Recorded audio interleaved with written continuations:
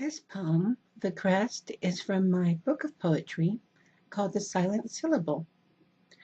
This volume of poems was designed to remind one to look for the invisible ideas in our lives, the things we often overlook that are the glue which holds all of life together.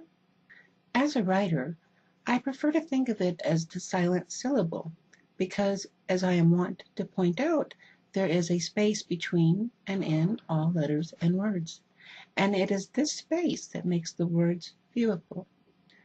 This space or silence is the syllable so often forgotten about, the syllable that is rarely ever acknowledged, and we can extend this idea to the light that is not visible without the dark, or the love that cannot come about without pain.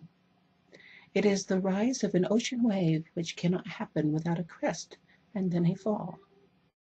My book does not contain only what one might call spiritual sounding poems, although they certainly exist in the volume.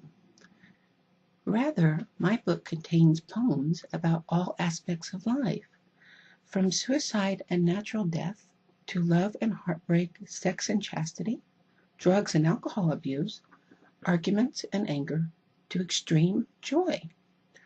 The reason for these types of poems to exist in a book that makes no bones about being a guide to something deep and spiritual is that we must start our journey to spirituality from wherever we may find ourselves. There is no sense in wishing that we don't get angry or pretending that we don't feel frustrated at times. We should not pretend that we are aesthetic-seeking monks on a Japanese mountain in a Zen monastery. No, we need to start our spiritual journeys from where we are right now. Most likely, that includes occasional relationship problems, bills to pay, and the loss of loved ones, just as a beginning. The Crest is a poem about the rise and fall of things, like the spirit, the heart, the waves, leaves, and how the rise and fall is a natural part of life that was here long before we were born into these bodies, and shall exist long after we have departed them. This poem is about understanding that one cannot exist without the other. And now I shall read to you the poem, and I hope you enjoy it.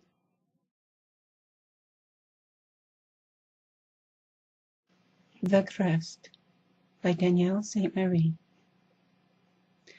Have you ever tasted a morning's drop of insincerity, bitter, blighting the joy in your heart? Your love callously shrugged away by stiff, unresponsive eyes, and a shoulder that is unyielding and hard? Have you ever drank in the warmth of another and let it heal you like a shot of morphine to your past haunts? Have you ever said thank you and felt your words were forever behind in their race to the meaning behind your feelings? Did you ever feel inadequate in living out all that you had been dreaming? The piety behind the crest of the wave, the soft swell and gentle curve that never stays, so naturally beheld by a moment, but yes, it too always shall fall. In a rich gathering, though, it speaks as it peaks.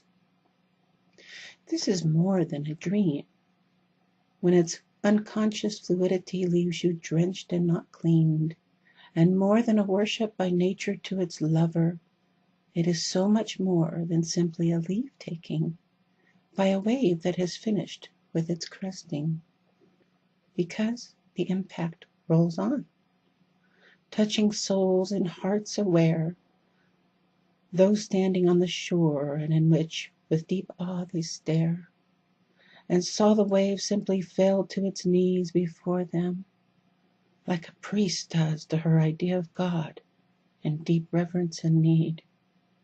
It is just natural, is all, like the falling of leaves.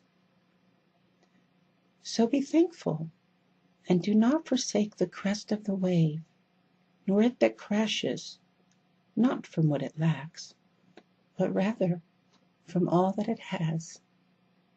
And therefore Think me not crazy when I say I think you shall bow in love some day to it. Right back.